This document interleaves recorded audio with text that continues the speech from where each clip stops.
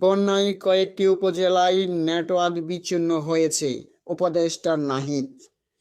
ডাক, টেলিযোগাযোগ ও তথ্য প্রযুক্তি বিশেষজ্ঞ উপদেষ্টা নাহিদ ইসলাম জানিয়েছেন, বন্যা দুর্গত কয়েকটি উপজেলায় অপটিক্যাল ফাইবার ড্যামেজ হওয়ার কারণে নেটওয়ার্ক বিচ্ছিন্ন হয়েছে। বৃহস্পতিবার 22শে আগস্ট তথ্য ও সম্প্রচার মন্ত্রণালয় থেকে তার বরাবর দিয়ে এক বার্তা এ তথ্য জানানো হয়েছে।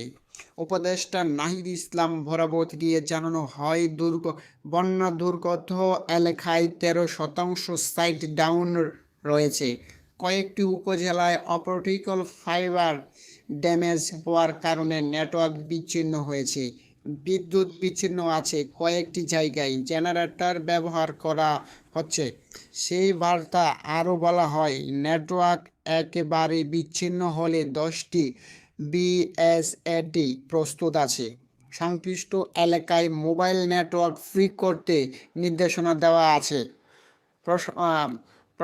পাহাড়ি ঢল আর বৃষ্টিতে অকমিত বন্যায় বিপর্যস্ত হয়েছে দেশের 9টি জেলা। বন্যা কবলিত জেলাগুলো হলো ফেনী, নোয়াখালী, সুনামগঞ্জ, মৌলভীবাজার, হবিগঞ্জ, কুমিল্লা, চট্টগ্রাম, লক্ষ্মীপুর ও খাগড়াছড়ি। এসব জেলার কয়েক লাখ মানুষ পানিবন্দী ও বিদ্যুৎ বিচ্ছিন্ন হয়ে পড়েছে।